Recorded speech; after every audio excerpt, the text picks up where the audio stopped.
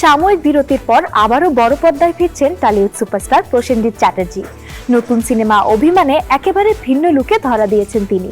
সেখানে তাকে দেখা যাবে একজন রকস্টারের চরিত্রে, যা নিয়ে ইতিমধ্যে দর্শকদের মধ্যে তৈরি হয়েছে ব্যাপক কৌতূহল।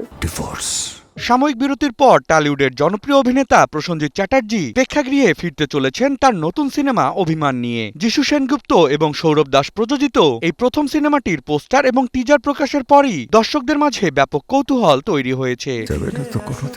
সামাজিক মাধ্যমে সিনেমাটির পোস্টার শেয়ার করে নির্মাতারা লিখেছেন, ভালোবাসা বাঁচে অভিমানের আছে। সঙ্গে মুক্তি পাওয়া টিজারে প্রসেনজিৎ চ্যাটার্জিকে দেখা গেছে একেবারেই ভিন্ন এক অবতারে, একজন রকস্টারের বেশে। যেই লুকে এর আগে তাকে কখনো দেখা যায়নি বিধায় ভক্তদের মাঝে কৌতূহল এখন তুঙ্গে। অন্যদিকে শুভশ্রী গঙ্গোপাধ্যায় এবং যিশু সেনগুপ্তর উপস্থিতিতে ধরা পড়ে এক গভীর বিষণ্ণ ছাপ, যা সিনেমার মূল কাহিনীর রহস্যকে আরও ঘনীভূত করেছে।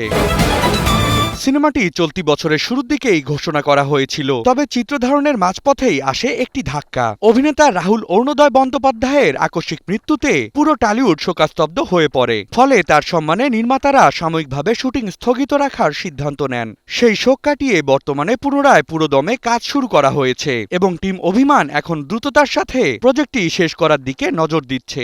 তারপর হঠাৎ একদিন সিনেমায় মূল চরিত্রগুলোর পাশাপাশি পার্শ্ব চরিত্রে থাকছে বড় চমক। টলিউডের পরিচিত মুখ অর্চিতা মুখার্জিকে একটি ইতিবাচক এবং গুরুত্বপূর্ণ চরিত্রে দেখা যাবে। এছাড়াও এই সিনেমায় অভিনয় করছেন কাঞ্চন মল্লিক ও অনন্যা বন্দ্যোপাধ্যায়ের মতো অভিজ্ঞ শিল্পীরা। তারকাদের এমন শক্তিশালী সমাবেশ সিনেমাটিকে বছরের অন্যতম আলোচিত প্রজেক্ট হিসেবে পরিণত করেছে। সবকিছু ঠিকঠাক থাকলে চলতি বছরের 19 জুন সিনেমাটি মুক্তি পাবে।